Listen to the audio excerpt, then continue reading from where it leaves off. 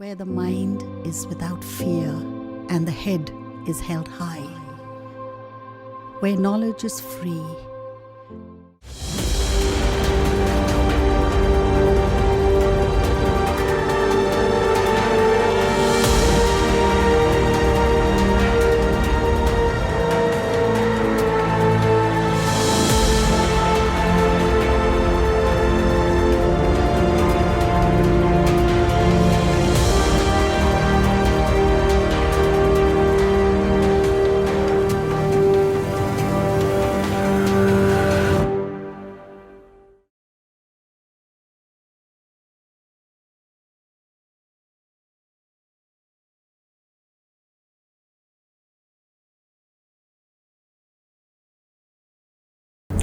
মালদা প্রশাসনের উদ্যোগে এই টেলি শিক্ষা ব্যবস্থায় আমি দেবাশিস রায়ডাকুয়া, মালদা জেলা স্কুলের শিক্ষক, রাষ্ট্রবিজ্ঞানের শিক্ষক।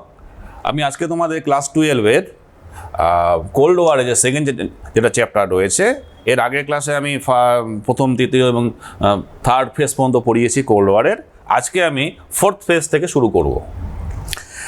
তাহলে এই যে কোল্ড ওয়ারের এই ফোর্থ ফেজ যেটা ঘটেছিল, যেটাকে আমরা দ্বিতীয় বিশ্বযুদ্ধ পরবর্তীকালীন যে কোল্ড ওয়ার আমেরিকা রাশিয়ার মধ্যে যে সিচুয়েশনটা অ্যারাইজ করেছিল, সেটা এই ফোর্থ ফেজে 1952 থেকে 62 এই যে 10 ইয়ার অ্যাপ্রক্সলি, সেটাকে নিয়ে আমরা আজকে আলোচনা করব এবং সেখানে দেখব কী কী ঘটনাগুলো ঘটেছিল এবং কোল্ড ওয়ার কী পর্যায়ে পৌঁছায় ইত্যাদি ইত্যাদি বিষয়। তো যাই হোক, এই যে কোল্ড ওয়ারের কথা আমরা বলছি, আমরা এই যে পর্যায়টা, মানে এই ফোর্থ ফেজ যেটাকে 1952 থেকে 62 এই যে পর্যায়ের কথাটা বলছি আমরা, এই সময়কালটা আর কি পর্যায় মিনস এখানে সময়কালের বিষয়টা বলা হচ্ছে। তো এই সময়কালে আমরা এখানে বলতে পারি এই যে এই পর্যায়টাকে বা এই ফেজটাকে বলতে পারি আমরা বিরোধমূলক উত্তেজনা প্রশমন বা বিরোধের নিষ্পত্তি। আমি আবার বলছি, এই পর্যায়টাকে আমরা বলতে পারি বিরোধমূলক উত্তেজনা প্রশমন ও বিরোধের নিষ্পত্তি। তাহলে এক বোর্ডে লিখে দিই একবার, বিরোধমূলক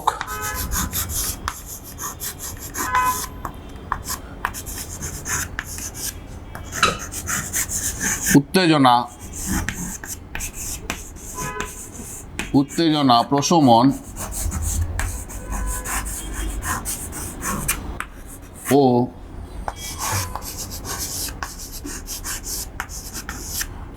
বিরোধের নিষ্পত্তি। তাহলে এই পর্যায়টাকে আমরা বলতে পারি বিরোধের, মানে বিষয়টা এরকম যে আগে যে মানে আগের ফেজগুলোতে আমরা দেখেছি যে উত্তেজনা ক্রমশ চূড়ান্ত পর্যায়ে ক্রমে যাচ্ছিল।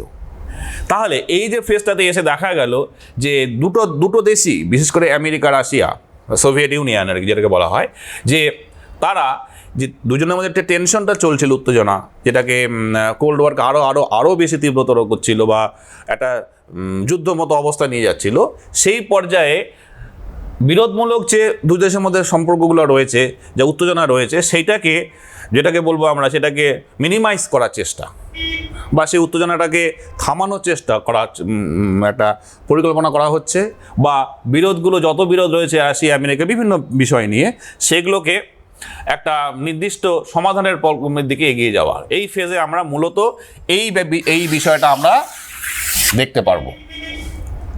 যদিও এই যে উত্তেজনা প্রশমন বা আমরা টেনশনটাকে ডিক্রিজের কথা বলছি, এটা কিন্তু একবারে ঘটেনি, বিভিন্ন স্টেপে এই ঘটনাগুলো ঘটেছে। যাই হোক, তাহলে আমরা বলতে পারি যে দুই পরমাণু মহাশক্তিধর রাষ্ট্র আমেরিকা এবং সোভিয়েত ইউনিয়ন, তারা কি করলো, পরস্পরের মধ্যে যে রাজনৈতিক যে সংঘাত চলছিল, সেই সংঘাতটাকে কি বলবো, এটাকে মানে প্রবল আকার যে ধারণ করেছিল প্রথম দিকে, সেটাকে মিনিমাইজ করার চেষ্টা করলো। কিন্তু এই যে মিনিমাইজ করার চেষ্টা করছে বা বিরোধ নিষ্পত্তির চেষ্টা করছে, কিন্তু সেটা ক্রমশ কিন্তু হলো না, বিভিন্ন ঘটনার মধ্য দিয়ে। তাহলে যে বিষয়টা কি দাঁড়ালো, যদি আমরা এইভাবে একটা খুব শর্টলি বোঝার চেষ্টা করি, যে বিরোধ বা টেনশনটাকে মিনিমাইজ করার চেষ্টা দুই দেশ করছিল, কিন্তু এমন কিছু ঘটনা ঘটে গেল বা পরপর কিছু ঘটনা ঘটলো, সেটার জন্য এই বিরোধ নিষ্পত্তিমূলক উত্তেজনা প্রশমন বা বিরোধের নিষ্পত্তির বিষয়গুলো কথা বলছি আমরা, টেনশনটাকে হ্রাস করার কথা বলছি যে দুই দেশের মধ্যে, সেটা কিন্তু আলটিমেটলি হলো না। এবং কি হলো, বরঞ্চ এই কোল্ড ওয়ারটা আরও একটা তীব্রতর পর্যায়ে পৌঁছে গেল। এবার দেখা যাক যে কি কি ঘটনা ঘটেছিল। যদি আমরা যে ঘটনাকে কেন্দ্র করে এই বিরোধ নিষ্পত্তি বিষয়টা আলটিমেট সাকসেস হলো না, তাহলে তিনটি ঘটনাকে আমরা যদি অ্যানালাইজ করি পরপর, তাহলে আমরা বুঝতে পারবো যে কেন এটা ব্যর্থ হলো এই পরিকল্পনাটা। প্রথমেই আমরা যদি বলি U2 একটা বিমান ঘটনা, এটা একটা ঘটনা ঘটে, সেটা আমরা জেনে নিই।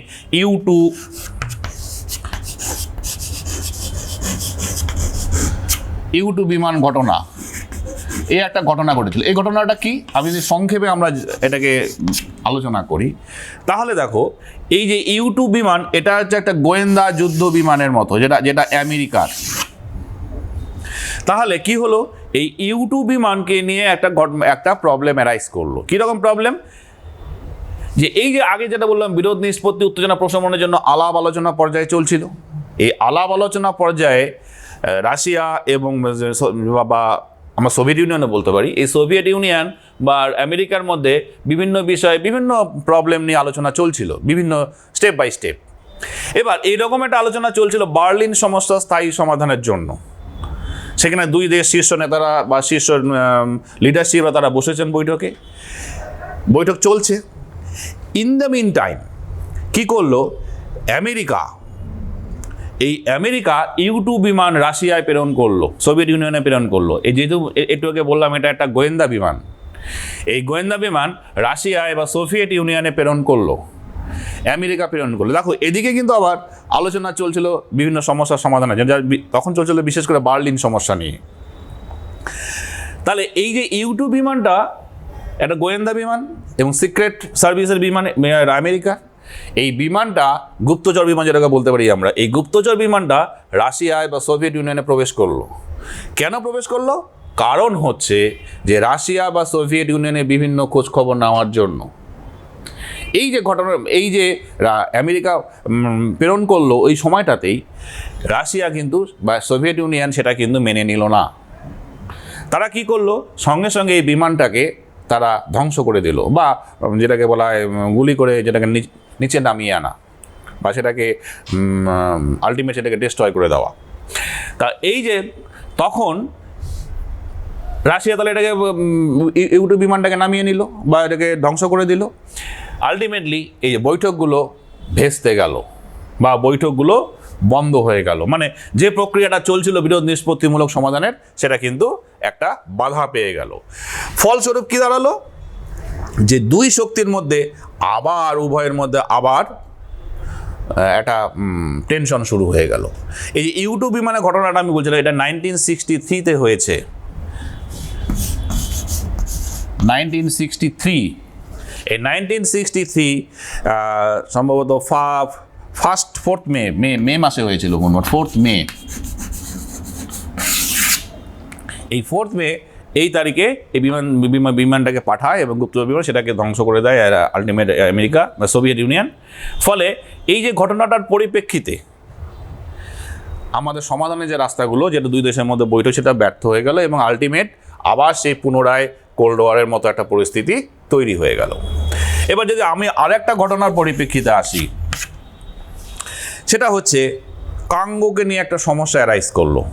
কঙ্গো একটা দেশ, এই কঙ্গো দেশ, এটা আফ্রিকা মহাদেশের কঙ্গো দেশ, একটা ছোট্ট দেশ। এই কঙ্গো দেশে তখন 1960-তে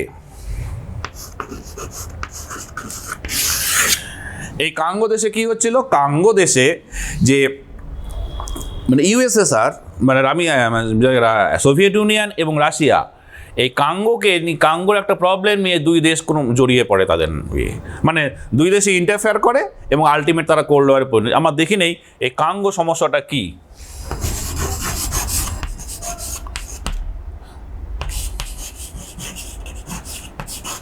এই কঙ্গো সমস্যাটা কি, এই কঙ্গো সমস্যা কী দাঁড়ালো আমি সংক্ষেপে এটা বলছি যে বিষয়টা কী দাঁড়ালো যে আফ্রিকা মহাদেশের একটা যুদ্ধ দেশ, তার মানে এই কোল্ড ওয়ার পর্যায়ে পৌঁছে গেল কিন্তু আফ্রিকাতে। আবার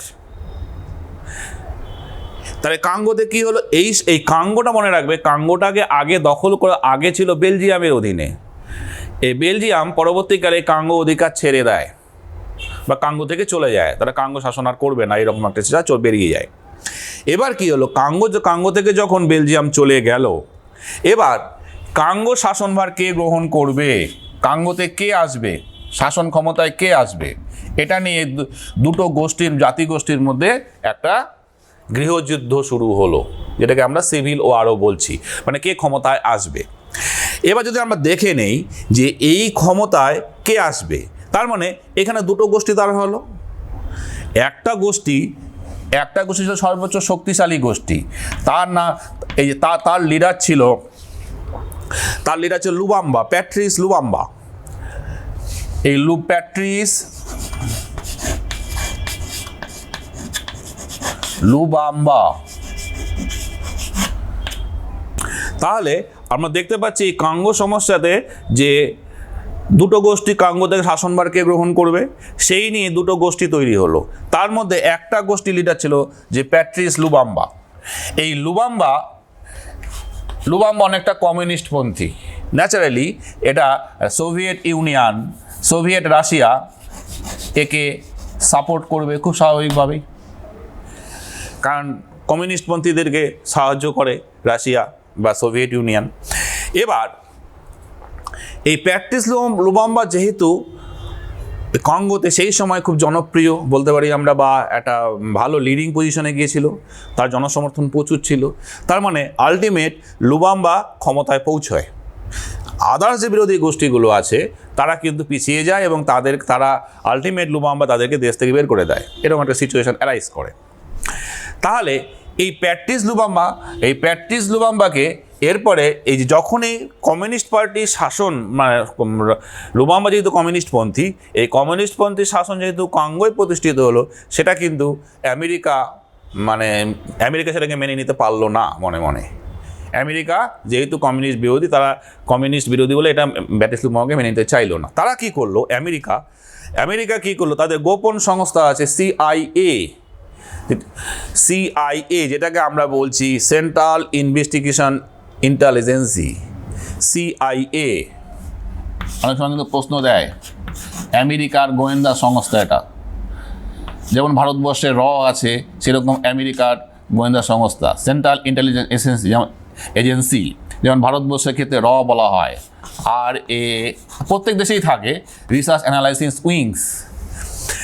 তাহলে এই সিআইএ কি করলো, সিআইএর মদতে সিআইএর মদত দ্বারা বা সিআইএর মদত পুষ্ট হয়ে এই প্যাট্রিস লুবাম্বাকে হত্যা করা হলো, গোপনে হত্যা করা হলো। তাহলে সিআইএর ইউএসের একটা এজেন্ট, আমেরিকার একটা এজেন্ট। সিআইএ কি করলো, যেহেতু প্যাট্রিস লুবাম্বা ক্ষমতায় পৌঁছে গেল, প্যাট্রিস লুবাম্বাকে হত্যা করে দিল। এবার যখনই প্যাট্রিস লুবাম্বাকে হত্যা করে দিল সিআইএ গোপন, সেটা রাশিয়া বুঝতে পারলো। ন্যাচারালি দুই দেশের মধ্যে কোল্ড ওয়ার কি হলো, আরেকটা পর্যায়ে পৌঁছে গেল, মানে আরও টেনশন শুরু হয়ে গেল।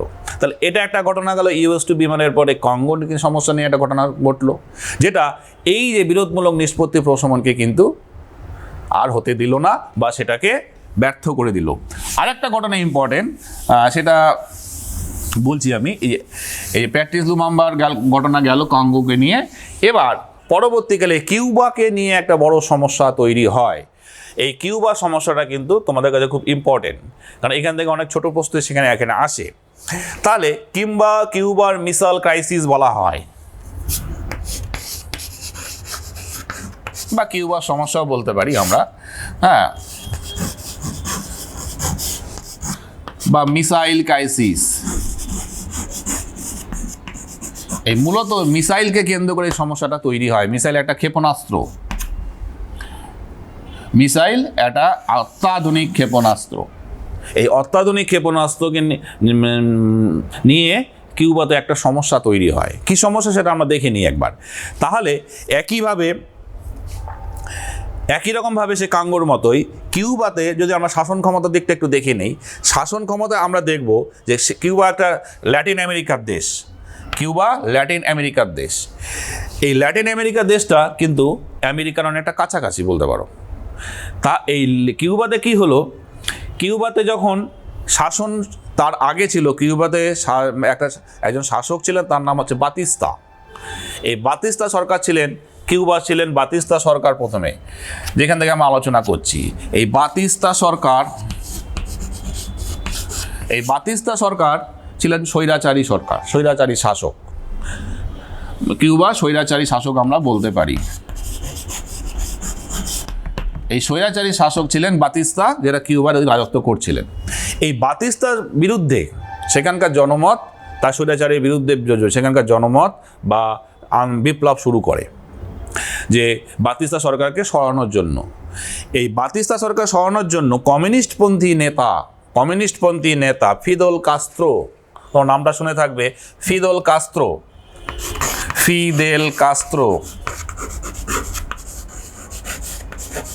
অনেক সময় পরীক্ষা দেয় কিন্তু ফিদেল কাস্ত্রোর কথা। ফিদেল কাস্ত্রো কে ছিলেন? ফিদেল কাস্ত্রো ছিলেন তাহলে এই কমিউনিস্টপন্থী নেতা। ন্যাচারালি তাকে সোভিয়েত রাশিয়া সাপোর্ট করবে, এটা খুব স্বাভাবিক ব্যাপার, কমিউনিস্ট থাকা মানেই। এবার কি হলো, এই বাতিস্তা সরকারকে সরানোর জন্য, স্বৈরাচারী সরকার সরানোর জন্য কমিউনিস্ট নেতা ফিদেল কাস্ত্রোর নেতৃত্বে আন্দোলন শুরু হয়, বিপ্লব শুরু হয়। আলটিমেট বাতিস্তা সরকারের পতন হয় এবং ফিদেল কাস্ত্রো সরকার কিউবাতে প্রতিষ্ঠিত হয়, দ্যাট ইজ কমিউনিস্ট সরকার। এবার যখনই এই ফিদেল কাস্ত্রো সরকার প্রতিষ্ঠিত হলো, এই বিষয়টা কিন্তু আমেরিকা ভালোভাবে দেখলো না।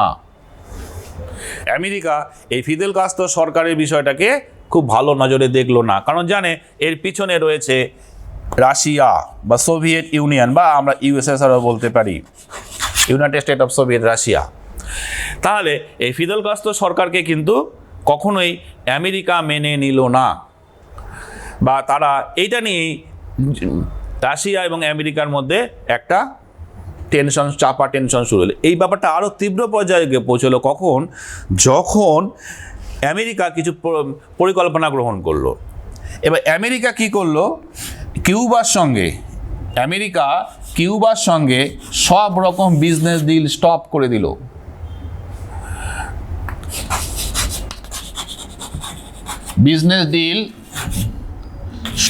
দিল। তার মানে বিশেষ করে তখন কিউবা থেকে প্রচুর চিনি আমদানি করত।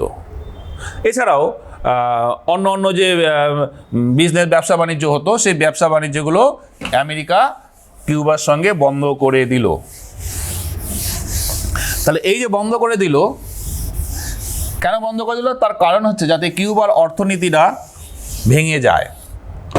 এটা করে দিয়েই কিন্তু আমেরিকা স্টপ থাকলো না। আমেরিকা কি করলো, পাল্টা যে বিপ্লবীদের যারা যখন এই কাস্ত্রো সরকার বিরোধিতা করেছিল, তাদেরকে দেশ থেকে বাইরে বের করে দিয়েছিল, তাদেরকে একত্রিত করলো। সেই বিপ্লবীদের একত্রিত করে আমেরিকা তাদেরকে ট্রেন করলো সামরিক অস্ত্রসজ্জায়, তাদেরকে সামরিক শিক্ষায় শিক্ষিত করলো, প্লাস তাদেরকে প্রচুর ধরনের আর্থিক সহায়তা দিতে থাকলো, ইত্যাদি বিষয় দিয়ে তাদেরকে অত্যাধুনিক অস্ত্রে তাদেরকে ট্রেন করে দিল। ট্রেন করে আমেরিকা কি করলো, আমেরিকার মদতে ওই বিপ্লবী যারা মানে কাস্ত্রো যারা বিরোধিতা করছিল সেই মানুষগুলো বা তাদেরকে একত্রিত করে তাদেরকে ট্রেন করলো, সামরিক সজ্জিত করলো, সামরিক কৌশল তাদের রপ্ত করালো, করে পাল্টা যেটাকে বলছি আমরা প্রতি বিপ্লব,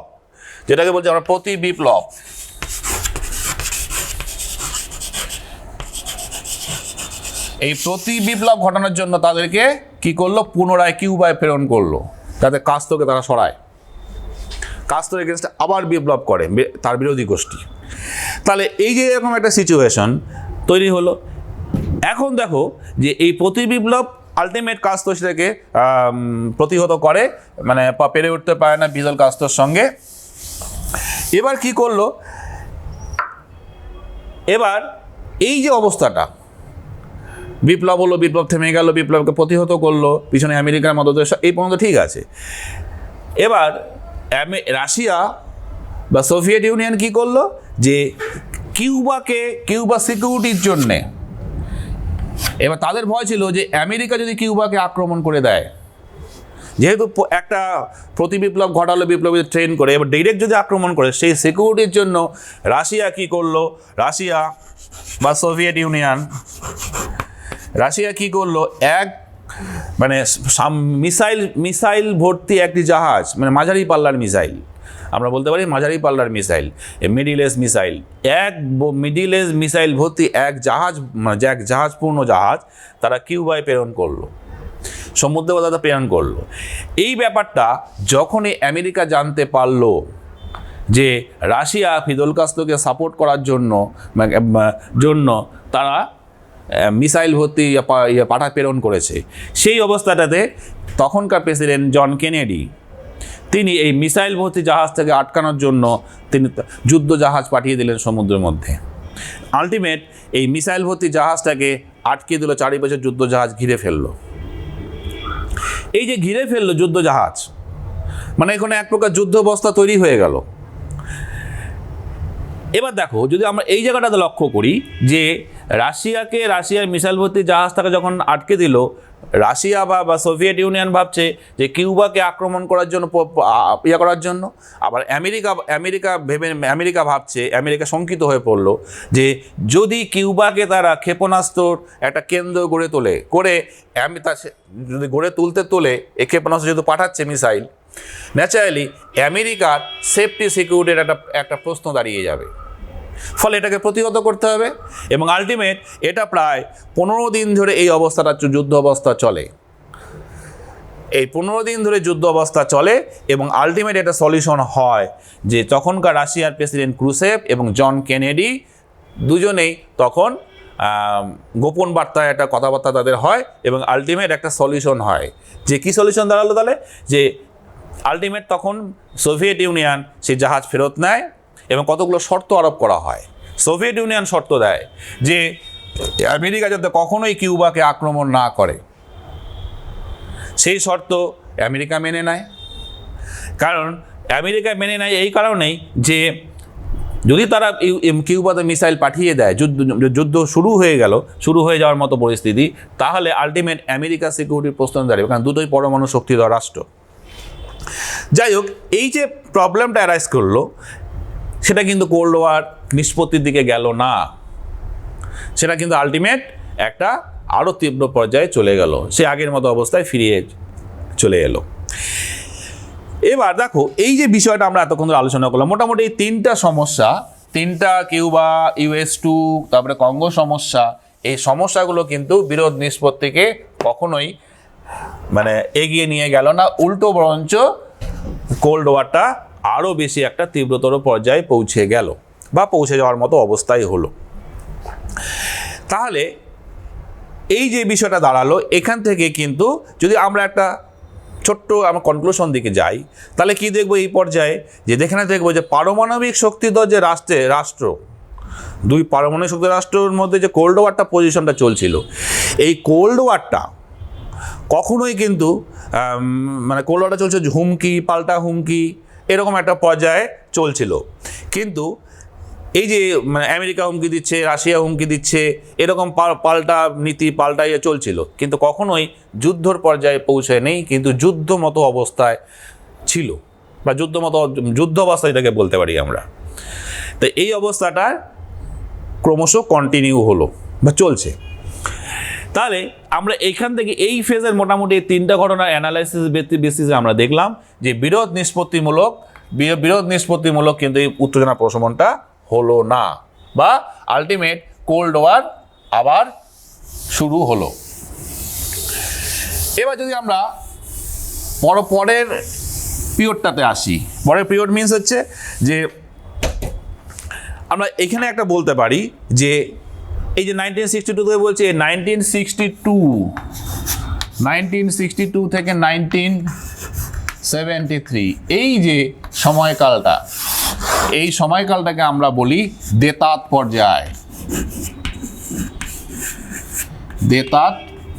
পর্যায় বলতে পারি আমরা, বা দেতাত অবস্থা। আগে জানতে হবে দেতাত মানেটা কি।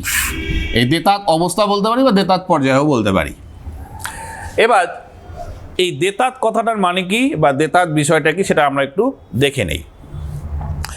তাহলে এই যে আমরা বা এটাকে বলতে পারি দেতাত পর্যায় বা টেম্পোরারি কন্ডিশন, তো temporary condition concession of cold war, মানে এটাকে আমরা বলতে পারি যে যুদ্ধবিরতির মতো একটা অবস্থা বা কোল্ড ওয়ারের একটা সাময়িক বিরতি হলো, বা এটাকে আমরা যদি খুব সহজ ভাষায় বলি কোল্ড ওয়ারের সাময়িক বিরতি।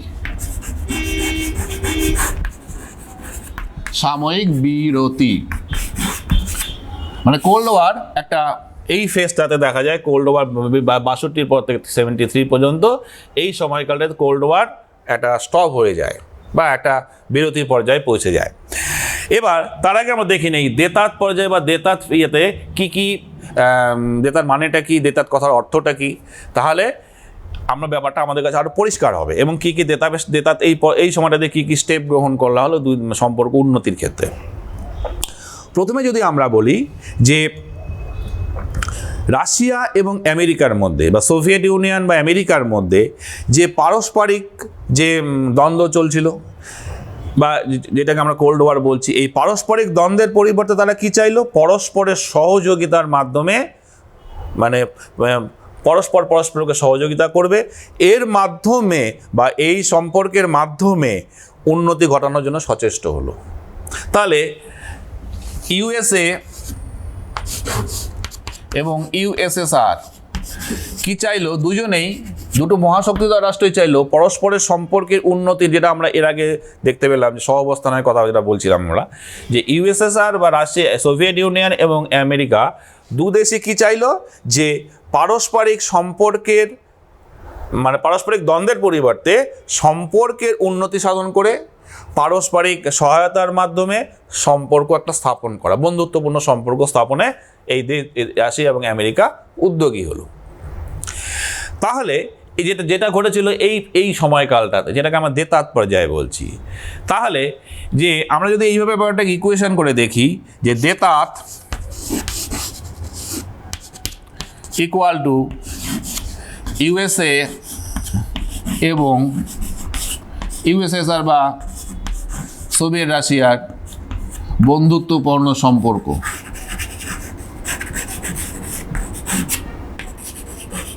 বন্ধুত্বপূর্ণ সম্পর্ক স্থাপনের প্রচেষ্টা বলতে পারি আমরা। তাহলে এই সময়কালটাকে যেটাকে আমরা দেতাত বলছি, এই সময়কালটাতে কিন্তু এটা একটা উল্লেখযোগ্য বিষয়, বন্ধুত্বপূর্ণ সম্পর্ক স্থাপনের একটা প্রচেষ্টা করা হয়েছিল। বা বলতে পারি যে এটাকে যে আমরা বলতে পারি এইভাবে যে সম্পর্কের পরিবর্তন কথাটাও বলতে পারি, দেতাত ইকুয়াল টু বা সম্পর্কের পরিবর্তনের কথাটাও আমরা বলতে পারি, মানে আগে যে সম্পর্ক ছিল সম্পর্কের পরিবর্তনজনিত অবস্থা, এটাও বলতে পারি আমরা। মানে আগে যেটা ইউএসএ এবং রাশিয়ার মধ্যে সম্পর্কটা ছিল, এই দেতাত সময়কালে তাদের মধ্যে বন্ধু সম্পর্ক স্থাপনের প্রচেষ্টা করা হলো, বা বলতে পারি সম্পর্কের একটা পরিবর্তন, যেটা আগে দ্বন্দ্বের একটা সবসময় লড়াই একটা সম্পর্ক ছিল। এবার যদি আমরা এই দেতাত কথাটার একটু অর্থগত দিক থেকে যাই, তাহলে দেতাত কথাটার অর্থ কি এটা আমাদের আগে একটু জানতে হবে। তাহলে দেতাত কথাটার অর্থ কি বা এটার মিনিংটা কি, তাহলে প্রথমে বলি যে দেতাত একটা ফরাসি শব্দ, এটা একটা ফরাসি শব্দ,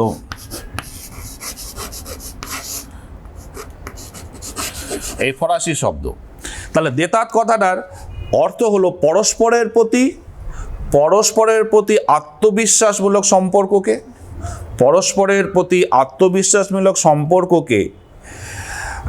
কি বলা হয়, সহজ করে তোলাটাই হচ্ছে দেতাত। পরস্পরের প্রতি আত্মবিশ্বাসমূলক সম্পর্ককে সহজ করে তোলাটাই দেতাত বলা হয়। বা আমরা এটাকে বলতে পারি মানে খুব টেনশনটাকে কমানোর কথা বলতে, that the easing strength of the relations. তাহলে এটা হচ্ছে পারস্পরিক, আমি আবার একবার বলছি যে দেতাত কথাটার মানে হচ্ছে পরস্পরের প্রতি আত্মবিশ্বাসমূলক সম্পর্ককে সহজ করে তোলাটাই হচ্ছে দেতাত। যদি আমরা এটাকে এখন যদি আমরা দেখি দেতাত আর কোল্ড ওয়ারের মধ্যে একটু ছোট্ট করে পার্থক্য দেখে নেই। তাহলে দেতাত মানে আমরা বুঝতে পারছি এই দেতাত আর কোল্ড ওয়ারের মধ্যে যদি আমরা একটু পার্থক্য দেখি অ্যানালাইজ করে ছোট্ট করে, তাহলে এই ব্যাপারটা আমরা আরও বেশি ক্লিয়ার হবে। তাহলে দেতাত হলো উত্তেজনা প্রশমনের একটা বা উত্তেজনা প্রশমনের হ্রাস করার একটা প্রচেষ্টা বলতে পারি। উত্তেজনা প্রশমনের হ্রাস কমানোর প্রচেষ্টা বলতে পারি আমরা। তাহলে কোল্ড ওয়ারটা কি?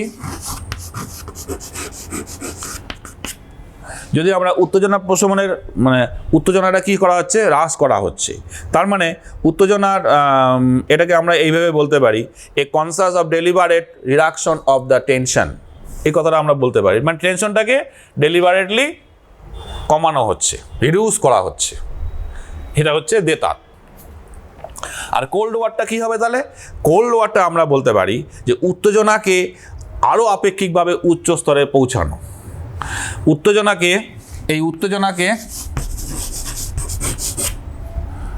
আপেক্ষিক ভাবে মানে উচ্চ স্তরে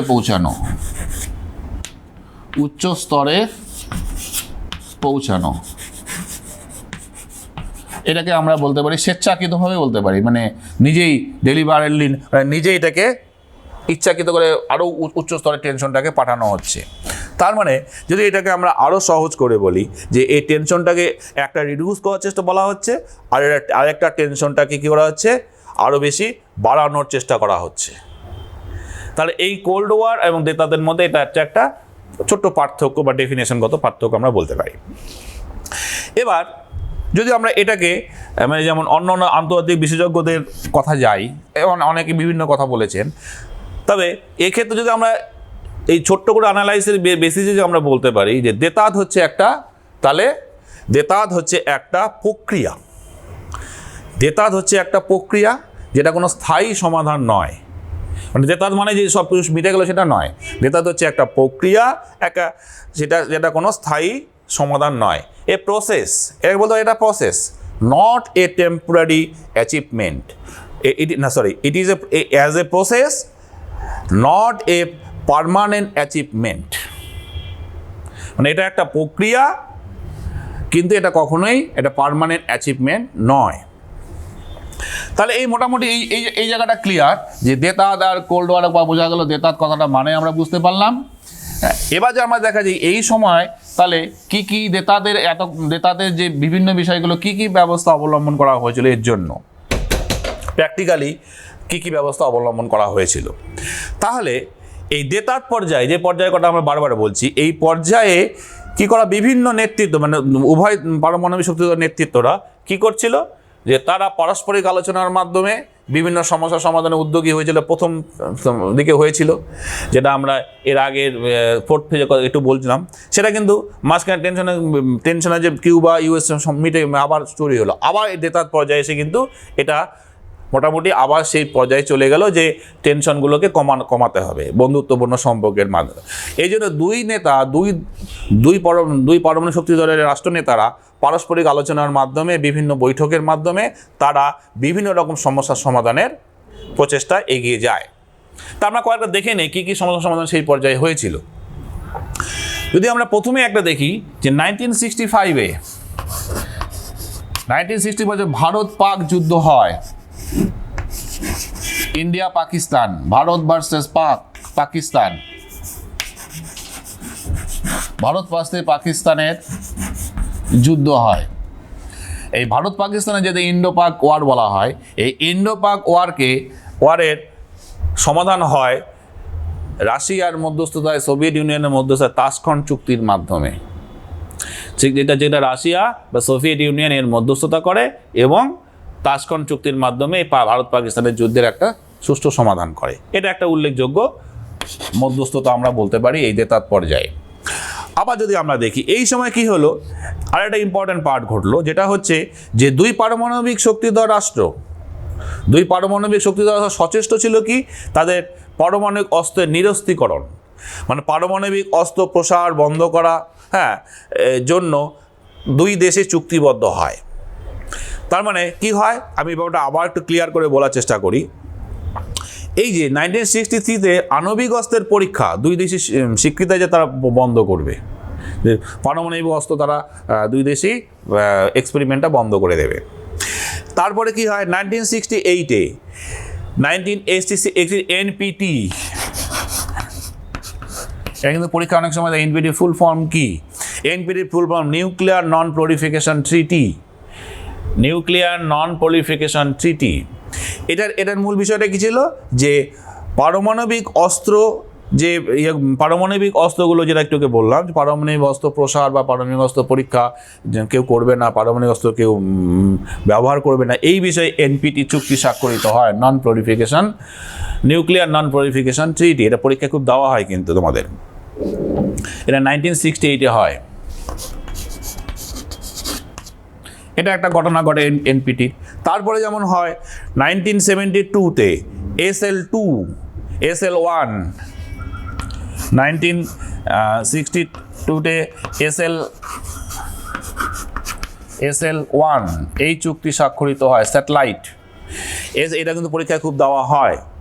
হ্যাঁ, যে স্ট্র্যাটেজিক আর্ম লিমিটেশন ট্রিটি, স্ট্র্যাটেজিক আর্মস লিমিটেশন ট্রিটি, এটা হয় 1962-তে, এবং 1979-এ SLT2 চুক্তি স্বাক্ষরিত হয়। এটা মনে রাখবে, SLT1 আর SLT2। তাহলে 1962-তে SLT1 SLT2 চুক্তি স্বাক্ষর, যেটা হচ্ছে সবগুলোই হচ্ছে অস্ত্র সংক্রান্ত চুক্তি। এগুলো একটা ইম্পর্টেন্ট ঘটনা, যেটাকে স্ট্র্যাটেজিক লিমিটেশন ট্রিটি বলছি আমরা। তাহলে এটা গেল একটা বিষয়, মানে এই ঘটনাগুলো ঘটেছিল। এবার এই যে আলোচনা চলবে রাশিয়া এবং সোভিয়েত ইউনিয়নের মধ্যে, এর জন্য 1968-এ হটলাইন চুক্তি হয়, মানে হটলাইন কানেকশন করা হয়, যেটা হচ্ছে ইউএসএ এবং ইউএসএসআর এর মধ্যে, মানে সোভিয়েত ইউনিয়নের মধ্যে। এই আলাপ আলোচনা চালানোর জন্য সেপ্টেম্বর মাসে এটা হটলাইন কানেকশন করা হয়, মানে যাতে দুই দেশের মধ্যে বিভিন্ন বিষয়ে আলোচনা করতে পারে এই হটলাইনের মাধ্যমে। এই হটলাইনটা করা হয়, এটা মনে রাখবে, এটা পরীক্ষা দেওয়া হয় তোমাদের খুব।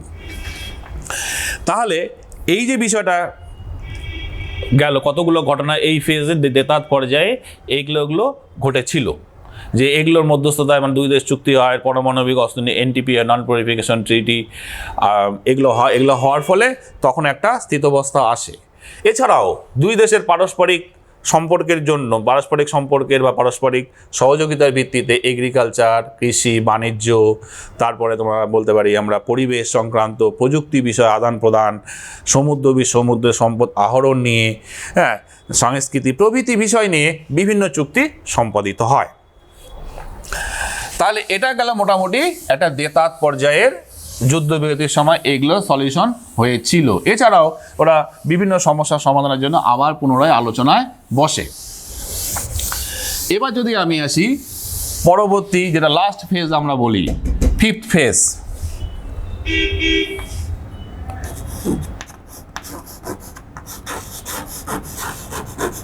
এই ফিফথ ফেজকে যদি আমরা অ্যানালাইজ করি, ফিফথ ফেজে আমরা কি দেখব? ফিফথ ফেজ 1970 থেকে 1998, 1973 থেকে 88 এই সাল পর্যন্ত আমরা এটাকে বলছি ফিফথ ফেজ। এবার দেখো, এর আগের দেতাত পর্যায়ে আমরা যেটা দেখলাম, যে বিভিন্ন রকম প্রবলেমের সমাধান করা হলো, উত্তেজনাকে, টেনশনটাকে রিডিউস করা হলো, বিভিন্ন চুক্তির মাধ্যমে সেগুলোকে আবার দুই দেশের মধ্যে সম্পর্ক তৈরি হলো, ইত্যাদি ইত্যাদি বিষয়। কিন্তু আমরা এই ফিফথ ফেজে গিয়ে দেখব কোল্ড ওয়ার আবার একটা পর্যায়ে গিয়ে পৌঁছায়, কোল্ড ওয়ার আবার শুরু হয়। এই কোল্ড ওয়ার কিন্তু আবার শুরু হয়ে যায়, যদিও এই ফেজে যে প্রথম দিকে যে কোল্ড ওয়ারের তীব্রতাটা ছিল, সেটা কিন্তু যেটা আমরা 50-এর দশকে বা 60-এর দশকে দেখেছি, সেটা কিন্তু এখন এই পর্যায়ে অতটা বেশি হয় না। এবার এই দেতাত পর্যায়ের সময় যে সমাধানগুলো হয়েছিল, কিন্তু 1973-তে সিরিয়া যুদ্ধে 1970-তে সিরিয়ার যুদ্ধে আবার পুনরায় কোল্ড ওয়ার শুরু হয়। এই সিরিয়ার যুদ্ধে কি হয়েছিল আমি খুব সংক্ষেপে বলছি। এই সিরিয়ার যুদ্ধ যেটাকে বলছি আমরা, এই সিরিয়ার যুদ্ধে কি হয় 1973-তে, এটা সংক্ষেপে জেনে নেই আমরা। যে আমরা দেখতে পাবো যে এইখানে কি হয়েছিল, যে ইসরায়েলকে আক্রমণ করে হচ্ছে সিরিয়া এবং মিশর দুজনে মিলে ইসরায়েলকে আক্রমণ করে। এই আক্রমণ করার ফলে অটোমেটিকভাবে ইসরায়েল যেহেতু আমেরিকার পুরনো বন্ধু, অটোমেটিকভাবে আমেরিকা ইসরায়েলের পক্ষে চলে যায়। এবার যখন ইসরায়েলের পক্ষে যায় এবং সিরিয়ার পক্ষে চলে আসে রাশিয়া, সিরিয়ার পক্ষে চলে যায় কে? রাশিয়া। আর ইসরায়েলের পক্ষে চলে যায় আমেরিকা। আবার কিন্তু টেনশন শুরু হয়ে যায়, দুইটা দেশ দুজনকে সাপোর্ট করে দেয়। তার মূল কারণ ছিল যে এই অঞ্চলগুলো তৈল অঞ্চল, মানে তৈল যেটাকে জানি আমরা প্রচুর পরিমাণে তেল পাওয়া যায়। এই তেল দখল কেন্দ্র করে আবার টেনশন শুরু হয়। এবার যদি আমরা এই যে ইউএসএ যেহেতু সিরিয়ার যুদ্ধে দুই দেশকে সমর্থন করে, অটোমেটিক্যালি সিরিয়ার পক্ষে রাশিয়াকে প্রচুর অস্ত্র পাঠায়, অর্থনৈতিক সাহায্য করে, ইসরায়েলকে আমেরিকা দেয়। আবার সেই প্রবলেমটা কিন্তু আবার ঘুরে ফিরে একই জায়গায় চলে আসে। এটা একটা সমস্যা গেল। এবার যদি আমরা আফ্রিকায় চলে যাই, আঙ্গোলাতে একটা দেশে, আঙ্গোলা কি ঘটনা ঘটেছিল, সেখানেও একই ঘটনা। আঙ্গোলাতে একটা ক্ষমতা দখল নিয়ে দুটি গোষ্ঠীর মধ্যে গৃহযুদ্ধ চলছিল সরকার গঠন করা নিয়ে। সেখানে একটা গোষ্ঠী ছিল PMLA গোষ্ঠী। এই PMLA গোষ্ঠী সিরিয়াতে কাঙ্গোতে গৃহযুদ্ধ চলছিল। আরেকটা গোষ্ঠী ছিল UNITA,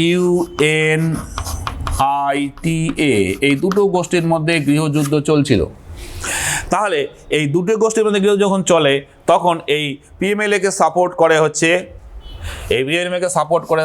সোভিয়েত ইউনিয়ন, USSR বলতে পারি আমরা, আর একে সাপোর্ট করে USA। এবার দুই দেশের মধ্যে গৃহযুদ্ধ চলছিল, এই রাশিয়া এবং আমেরিকা ইন্টারফেয়ার করে দিলে কি হয়, অটোমেটিক আবার প্রবলেম অ্যারাইজ করে, একই রকম টেনশন শুরু হয়। আলটিমেট PLML এখানে সরকার গঠন করে। একই রকমভাবে যদি আমরা ইথিওপিয়ায় যাই, ইথিওপিয়াতে একই রকম প্রবলেম অ্যারাইজ করলো। এই ইথিওপিয়াতেও সেখানে ম্যারিয়াম হাইলি বলে একজন ছিলেন, আর একটা গোষ্ঠী ছিল বেনায়ু। এই দুটো গোষ্ঠী ছিল ইথিওপিয়াতে। সেখানে যেমন ম্যারিয়াম হাইলিকে সাপোর্ট করে হচ্ছে রাশিয়া, আবার বেনাউকে সাপোর্ট করে আমেরিকা। এই ঘটনাটা 1991-এ হয়েছিল। তাহলে অটোমেটিক তাদের মধ্যে এই বেনাউ এবং মেরিয়াম হাইলির মধ্যে গৃহযুদ্ধ চলছে, কে সরকার গঠন করবে।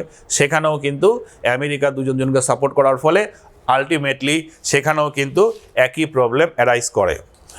এবার যদি আমরা আফগানিস্তানে আসি, আফগানিস্তানে একই প্রবলেম হলে সেখানেও গোষ্ঠীর হয়েছিল, সেখানেও কিন্তু একটা আমেরিকা সাপোর্ট গৃহযুদ্ধ চলছিল। সেখানে যেমন বাবারাক কারমাল বলে একজন ছিলেন, তাকে সাপোর্ট করে রাশিয়া। ফলে ন্যাচারালি USA বিরোধী পক্ষকে সাপোর্ট করে তাদেরকে প্রচুর অস্ত্রশস্ত্র দেয়, দিয়ে তাদেরকে সজ্জায় মানে যেটাকে আমরা জঙ্গি সংগঠনের মতো পর্যায়ে পৌঁছে দেয়, এবং আলটিমেট সেখানেও একটা লড়াই শুরু হয়। সেখানে মূলত লড়াইটা কেন্দ্র ছিল তেলকে কেন্দ্র করে, তৈল অঞ্চলকে কেন্দ্র করে, তৈল অঞ্চলে আধিপত্য কে স্থাপন করবে। তাহলে দেখা যায় যে এইরকম কিন্তু আলটিমেট আবার কোল্ড ওয়ার চলে আসে, ঠান্ডা যুদ্ধ পর্যায়ে আবার চলে আসে। এবার যদি আমরা এটাকে ঠিক এইখানে একটা ঘটনা, মানে এই পর্যায়টা যে মধ্যপ্রাচ্যে যে ঘটনাটা ঘটেছিল, সেইখানে তৈলকে বা তেল কেন্দ্র করে, যেহেতু মানে তৈল প্রধান অঞ্চল, এখানে প্রচুর পরিমাণে পেট্রোলিয়াম খনিজ পদার্থ পাওয়া যায়, তেল যেটা সারা বিশ্বে তোমরা জানো। তো সেটার আধিপত্য বিস্তারকে কেন্দ্র করে কিন্তু আমেরিকা আর রাশিয়ার মধ্যে লড়াই শুরু হয়ে গেল, কোল্ড ওয়ার শুরু হয়ে গেল। আলটিমেট 1985-এ মিখাইল গর্বাচেভ, এই নামটা মনে রাখবে, Mikhail Gorbachev Mikhail Gorbachev Soviet ইউনিয়নের প্রধানমন্ত্রী হন, রাষ্ট্রপতি হন। এই সোভিয়েত ইউনিয়নের রাষ্ট্রপতি হওয়ার পরে তিনি এই ঠান্ডা যুদ্ধের পরিসমাপ্তির দিকে এগিয়ে নিয়ে যান, বা ঠান্ডা যুদ্ধের পরিসমাপ্তি তিনি সচেষ্ট হন, এবং তার কি বলবো এটাকে, তার আদর্শের দ্বারাই বা তার নীতির দ্বারাই আলটিমেট ঠান্ডা যুদ্ধ ফাইনালি 1998-এ কোল্ড ওয়ার স্টপ হয়ে যায়, বন্ধ হয়ে যায়, কোল্ড ওয়ার পরিসমাপ্তি ঘটে। এবং 1991-এ রাশিয়া, সোভিয়েত ইউনিয়ন ভেঙে গিয়ে নতুন নাম রাশিয়া তৈরি হয়। এবার দেখো, এই যে তাহলে একটা নতুন কোল্ড ওয়ারের ফেজ চলে গেল, কোল্ড ওয়ারের ফেজের পরে নতুন একটা অবস্থা চলে আসলো মিখাইল গর্বাচেভের নীতি আদর্শ অনুযায়ী।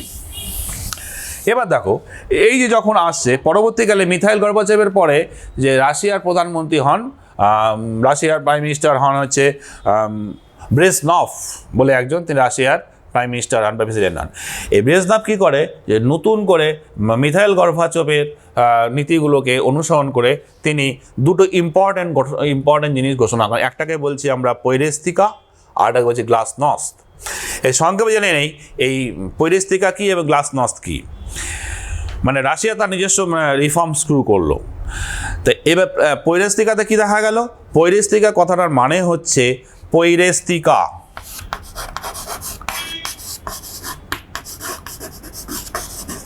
এই পৈরেস্তিকা কথাটার মানে আগে আমরা বুঝে নেই। পৈরেস্তিকা একটা নতুন নীতি গ্রহণ করলেন, যেটা হচ্ছে এই পৈরেস্তিকা কথাটা বলা হচ্ছে যে পুনরায় পরিবর্তন ও সংস্কার সাধনের সংস্কার বোঝায়, পুনরায় পরিবর্তন বা সংস্কার সাধন বোঝায়। যদি আমরা এটাকে আরও সহজভাবে ভাবি, যে জনগণ রাষ্ট্রের চেয়ে কমিউনিস্ট পার্টির নিয়ন্ত্রণ হ্রাস করা।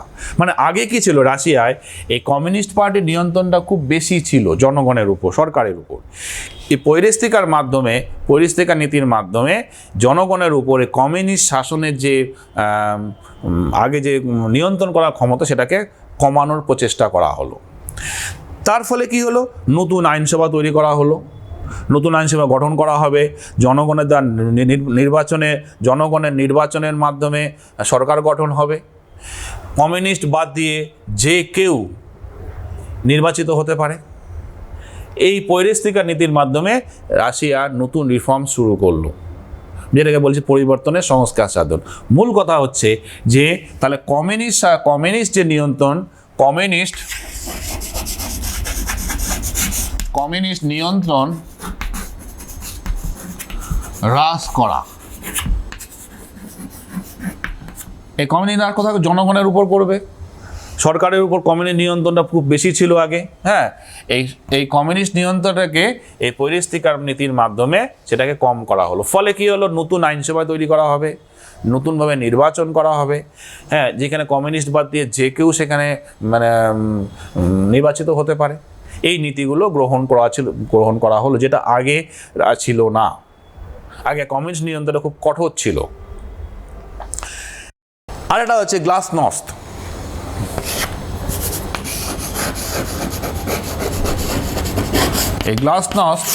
এই গ্লাসনস্টটা কি আমরা দেখি নেই। এই গ্লাসনস্টটা হচ্ছে অনেকটা আরেকটা সিস্টেম তৈরি করা হলো রাশিয়ার ক্ষেত্রে। সেখানে কি বলা হলো, যে গ্লাসনস্টে বলা হচ্ছে যে মুক্তমনা হওয়ার জন্য গণতন্ত্রের মুক্তমনা মানে ওপেন মাইন্ড, এই মুক্তমনা হওয়ার জন্য গণতন্ত্রের প্রসারের মাধ্যমে জনগণকে মুক্তমনা হওয়ার জন্য মানে ওপেন মাইন্ড হতে হবে, এবং কি হবে, এর জন্য ব্যাপক গণতন্ত্রের প্রসার করতে হবে। এই গণতন্ত্রের প্রসারের মাধ্যমে রাষ্ট্রের নিয়ন্ত্রণ কম করা বা হ্রাস করা। আমি আবার বলছি যে এগুলো কিন্তু পরীক্ষায় খুব দেয়, পৈরেস্তিকা এবং গ্লাসনস্ট কী, এর উদ্দেশ্য কী ছিল, এটা কিন্তু পরীক্ষায় খুব দেয়, বিভিন্ন সময় বিভিন্ন কোশ্চেনে দেখা যায় এটা দেয়। ফলে এটা কিন্তু বারবার মনে রাখবে এটাকে, যে এটা রাশিয়ান একটা পলিসি, রাশিয়ার নিজস্ব রিফর্মস করার জন্য। তাহলে গ্লাসনস্টে কী বলা হচ্ছে, মুক্তমনা হওয়ার জন্য এবং গণতন্ত্রের ব্যাপক প্রসারের জন্য, মুক্তমনা হওয়ার জন্য এবং গণতন্ত্রের ব্যাপক প্রসারের জন্য কি করা হবে, রাষ্ট্রীয় নিয়ন্ত্রণটাকে কমানো হবে।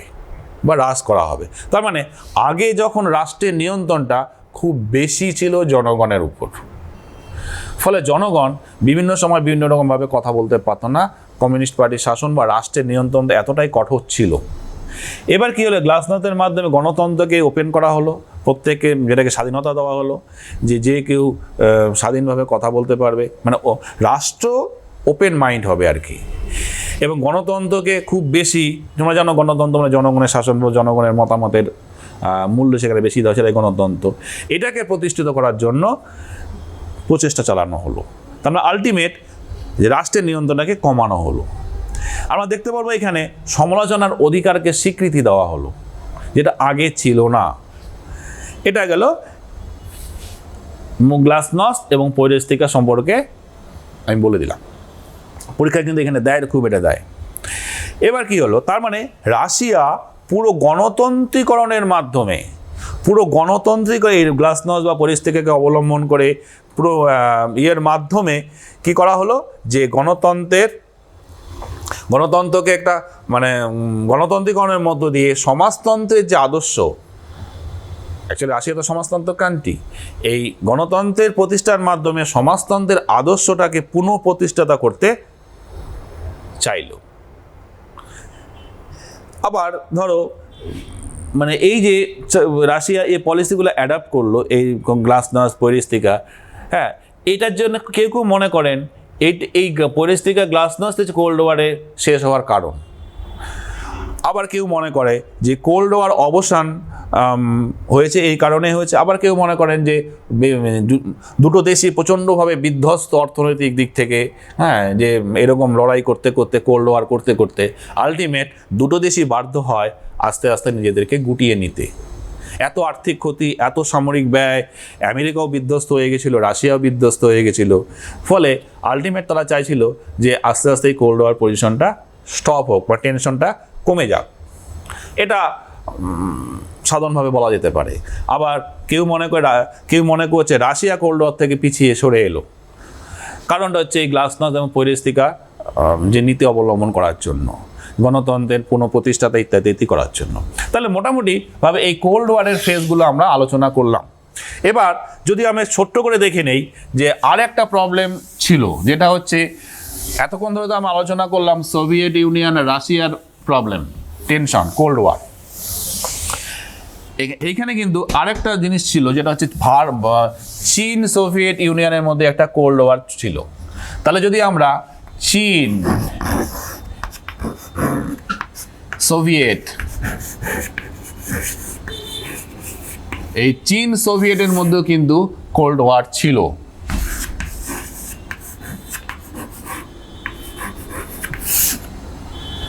এটা কিন্তু আমাদের সোভিয়েত। এতক্ষণ ধরে আমরা দুই মহাশক্তিত রাষ্ট্র বা আমেরিকা এবং রাশিয়া, সোভিয়েত রাশিয়ার মধ্যে কোল্ড ওয়ার পর্যায়ে বিভিন্ন পর্যায়ে আলোচনা করলাম। এবার যদি আমরা ছোট্ট করে দেখে নেই এই চীন সোভিয়েতের মধ্যে কোল্ড ওয়ার কী রকম ছিল বা কী রকম পর্যায়ে গেছিলো বা কী কী হয়েছিল ঘটনা, যেটাকে বলছি আমরা সাইনো সোভিয়েত কোল্ড ওয়ার। এটাকে বলা হয় সাইনো সোভিয়েত কোল্ড ওয়ার। তাহলে সাইনো সোভিয়েত কোল্ড ওয়ারও বলা হয়। এবার যদি আমরা দেখি যে 1949 সালে যখন চীনে গণতান্ত্রিক বিপ্লবের মাধ্যমে ডেমোক্রেটিক সরকার প্রতিষ্ঠিত হলো, ডেমোক্রেটিক রেভলিউশন হলো, তার ফলে যে কমিউনিস্ট শাসন প্রতিষ্ঠিত হলো। তাহলে 1949-এ কি ঘটলো, যে গণতান্ত্রিক বিপ্লব হলো এবং সেখানে যেটাকে বলছি আমরা নিউ ডেমোক্রেটিক রেভলিউশনও বলতে পারি আমরা, ফলে কমিউনিস্ট শাসন সেখানে প্রতিষ্ঠিত হলো। যখন এই কমিউনিস্ট শাসন সেখানে প্রতিষ্ঠিত হলো, সেখানে কিন্তু সোভিয়েত ইউনিয়ন যেহেতু কমিউনিস্ট শাসন, ফলে চীনের মধ্যে একটা বন্ধুত্বপূর্ণ সম্পর্ক ছিল। তাহলে 1949-এ যখন চীনে কি ছিল, কমিউনিস্ট শাসনের কথা বলতে পারি আমরা, কমিউনিস্ট সরকার ছিল, কমিউনিস্ট গভর্নমেন্ট ছিল।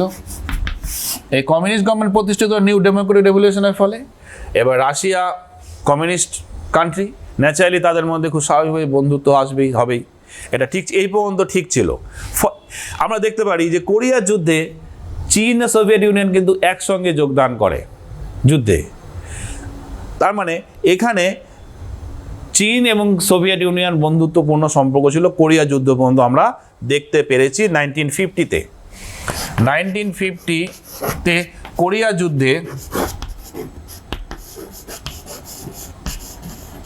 এই কোরিয়া যুদ্ধে কিন্তু চীন এবং এই সোভিয়েত ইউনিয়ন কিন্তু বন্ধু ছিল বা একসঙ্গে যুদ্ধে যোগদান করেছে, এই পর্যন্ত আমার ঠিক ছিল।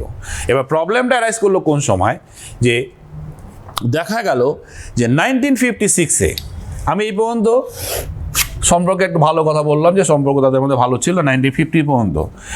এবার 1956-এ প্রবলেম অ্যারাইজ করলো, শুরু হলো চীন এবং সোভিয়েত ইউনিয়নের মধ্যে। কি প্রবলেম অ্যারাইজ করলো, যে দেখা গেল যে তখন 1956-এ যে শান্তিপূর্ণ সহাবস্থান নীতি রাশিয়া গ্রহণ করেছিল, সোভিয়েত ইউনিয়ন গ্রহণ করেছিল, সেটা কিন্তু চীন কখনো মেনে নেয়নি।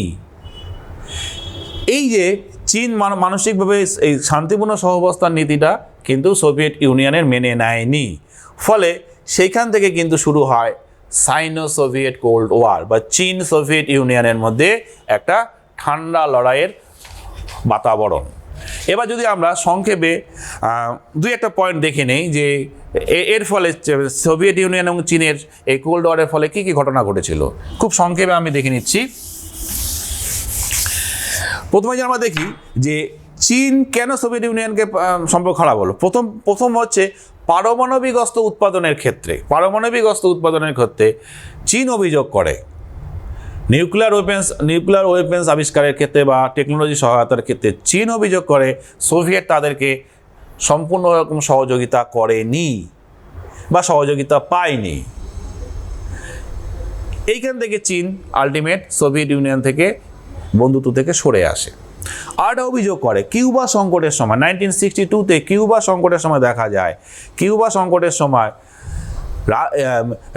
সোভিয়েত ইউনিয়ন সাম্রাজ্যবাদী, মানে চীনের ভাষায় সাম্রাজ্যবাদী আমেরিকার কাছে আত্মসমর্পণ করে বলে চীন মনে করে, অভিযোগ করে। এটা একটা গেল, যেখান থেকে আরও সম্পর্কটা খারাপ হয়। এবার 1962-তে ভারত চীন যুদ্ধ হয়। আমরা জানি ভারত চীন যুদ্ধ হয়। এই যুদ্ধে কি হয়, সোভিয়েত ইউনিয়ন বা রাশিয়া নিরপেক্ষ অবস্থান করে, যেটা চীন মেনে নেয়নি। চীন চেয়েছিল যে সোভিয়েত ইউনিয়ন চীনের পক্ষে যোগদান করুক বা রাশিয়া, এটা চীন মেনে নেয়নি। আর একটা প্রবলেম যেটা আরও বেশি খারাপ জায়গায় নিয়ে যায়, সারা বিশ্বে কমিউনিস্ট শাসন প্রতিষ্ঠা করার জন্য রাশিয়া বা রাশিয়ার একচ্ছত্র আধিপত্য নেতৃত্ব, চীনও কমিউনিস্ট শাসন, ফলে চীন সেটাকে মেনে নেয়নি, ফলে দুটো সম্পর্ক আরও ক্রাইসিসের দিকে এগোয়। আর আমরা দেখি নেই যে আইডিওলজিক্যালি বা মতাদর্শগত বিরোধ দেখা যায়, যে বিরোধ দুটো সমাজতান্ত্রিক রাষ্ট্রের জন্য চরম পর্যায়ে পৌঁছায় হচ্ছে এই মতাদর্শগত আদর্শ। একটা ছিল আগেটা যেটা বললাম লিডারশিপ নিয়ে প্রবলেম, এবার আদর্শগত নিয়ে চীন মনে করে যে চীন অভিযোগ করে রাশিয়া সামাজিক সন্ত্রাসবাদী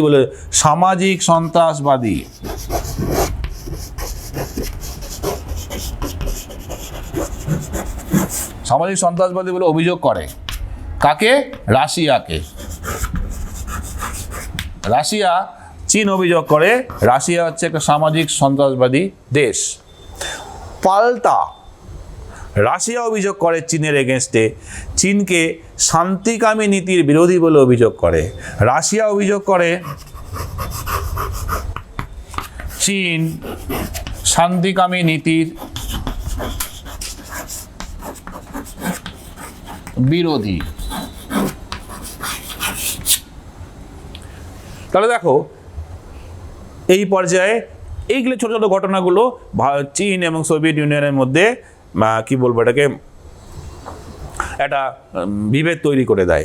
এই সুযোগটাকে কাজে লাগায় থার্ড পার্টি হিসেবে আমেরিকা তখন এসে কী করে, আমেরিকা তখন এই চীনকে, আমরা জানি তাইওয়ান চীনকে একটা সময় দিয়েছিল, এই যেটা বিপ্লবী চীন যেটা বলি আমরা, চীন দুটো ভাগ, তাইওয়ান চীন, এর চীন ছিল, তাইওয়ান চীনকে নিরাপত্তা সদস্য করে দিয়েছিল। তখন আমেরিকা চীনের সঙ্গে বন্ধুত্ব স্থাপন করে তাইওয়ান চীনের পরিবর্তে যেটা মূল চীন, তাকে নিরাপত্তা পরিষদের স্থায়ী সদস্য বলে তারা কি বলে মেনে নেয় এবং সদস্যপদ করায়।